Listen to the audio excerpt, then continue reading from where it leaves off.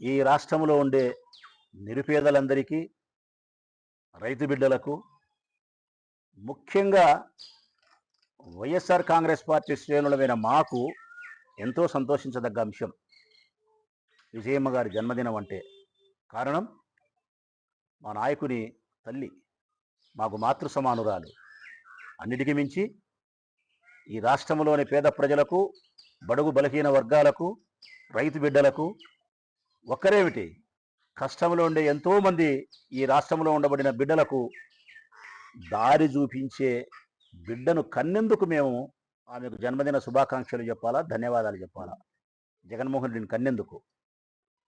ఇంత మంచి బిడ్డను కన్యావు తల్లి, ఈ రాష్ట్రానికి దశ దిశ నిర్దేశించగలిగినటువంటి నాయకుని చూపించి ఇవ్వగలిగినావు. ఈ రాష్ట్రంలోని అనేక రకాల రుగ్మతులను పోగొట్టగలిగి సంస్కరణ దిశగా ఈ రాష్ట్రాన్ని తీసుకుపోగలిగినటువంటి ఒక మంచి నాయకుడిని మాకు ఇచ్చినావమ్మా. అట్టి తల్లి జన్మించినటువంటి విజయమ్మ మా అందరికీ ఆనందమే. మరి లోకేష్కి ఏమబ్బా అంత ఆనందం? నాకు అర్థం కాలే. ఏమి ఇది ప్రజలారా? మునుపెన్నడి లేని ప్రేమ ఒలకబోస్తున్నాడు లోకేష్ బాబు విజయమ్మ గారి పట్ల. ఒలకబోస్తున్నాడు ఆ ప్రేమను. నిన్నటి దినం విజయమ్మ గారి జన్మదినం అయితే ట్వీట్ చేసినాడు ఆయన.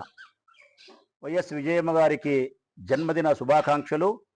మీరు మరింత ఆరోగ్యాన్ని, ఆయుష్ను, మానసిక శాంతిని కలిగి సంతోషంగా జీవించాలని చెప్పి ట్వీట్ చేసినాడు ట్విట్టర్లో. ఏమది ఉన్నట్టుండి ఇంత ప్రేమ? మునిపెన్నడూ లేదే, మునిపెన్నడూ లేదు. లోకేష్ బాబు గారు రాజకీయాల్లోకి వచ్చినప్పటి నుంచి గత 15 సంవత్సరాలుగా, 2014 నుంచి ఇప్పటి వరకు 12-13 సంవత్సరాలుగా ఏ రోజు ఆయన జన్మదిన శుభాకాంక్షలు చెప్పలే. ఇంకా నిజాయితీగా మాట్లాడాలంటే ప్రజలారా, ఇంతవరకు ఎప్పుడే కానీ వైఎస్ విజయమ్మ గారిని లోకేష్ బాబు గారు వైఎస్ విజయమ్మ గారని కూడా అనలే. పాపాత్ముడు. వైఎస్ విజయాన్ని సంబోధించినాడు. వైఎస్ విజయాన్ని సంబోధించినాడు. అమ్మను పిలిచినట్టు పిలిచలే, పెద్దావిడను పిలిచినట్టు పిలిచలే, ఒక మహిళను సంబోధించినట్టు సంబోధించలే, ఒక ఫ్రెండ్ను మాట్లాడినట్టు మాట్లాడినాడు, ఒక సాధారణమైన స్త్రీని మాట్లాడినట్టు మాట్లాడినాడు. వైఎస్ విజయాన్ని సంబోధించినాడు. నీ వయస్సు ఎంత? ఆమె వయస్సు ఎంత? ఎందుకు మరి గతంలో వైఎస్ అని విజయ సంబోధించిన నీవు ఈరోజు విజయమ్మ గారి పట్ల ఇంత ప్రేమను ఒలకబోస్తున్నావు?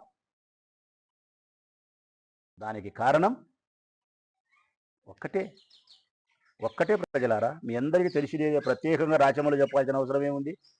ఒకటే కారణమే.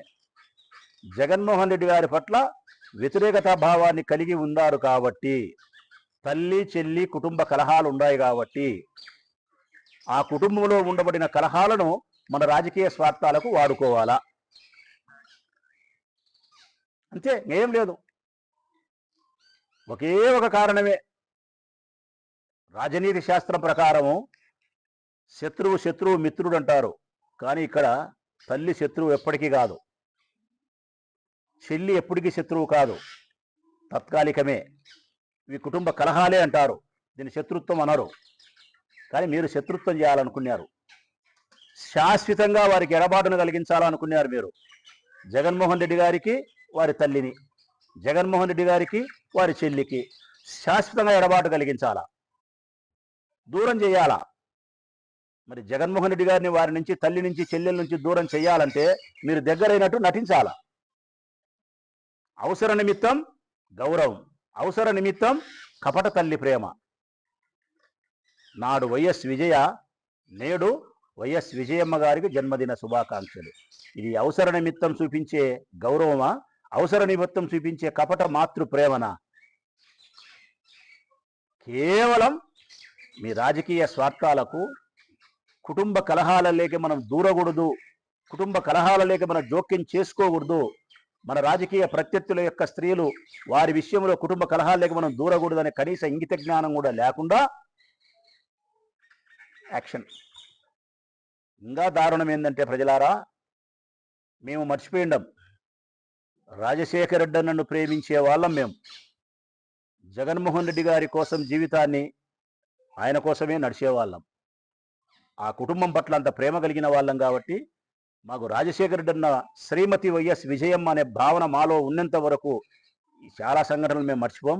అందులో ఒక సంఘటన 2014-19 కాలంలో చంద్రబాబు నాయుడు గారు ముఖ్యమంత్రిగా ఉండే సందర్భంలో విజయమ్మ గారు ప్రయాణిస్తున్నటువంటి వెహికల్ని ఆపి ఒకసారి విజయవాడకు వచ్చేటప్పుడు ఒక చెక్ పోస్ట్ అదే పనిగా పెట్టి ఆపి, ఏదో కారణాలు ఉన్నాయి అప్పుడు ఆపి అవి కారును సోదా చేస్తారు. చంద్రబాబు నాయుడు ముఖ్యమంత్రి అప్పుడు ఆమె కారును సోదా చేసే క్రమంలో కారు ఆమె దిగితే కారులో ఉండి ఆమె సూట్ కేసును బయటపెట్టి సూట్ కేసును ఓపెన్ చేయించి పోలీసుల చేతిలో ఉండే స్టిక్ ఏమైతే ఉంటుందో లాఠీ, ఆ లాఠీతో బట్టలను కదిలిచ్చి ఆమెలో దుస్తులను కట్టెతో తీసినారు. ఇట్లా హృదయ విదారకమైనటువంటి ఆ సన్నివేశాన్ని నా బుందిలో ప్రాణం ఉండగానే మర్చిపోను. నేనే కాదు, రాజశేఖర రెడ్డిని ప్రేమించే వాళ్ళు ఎవరూ మర్చిపోరు. షర్మిలమ్మ మర్చిపోయింది.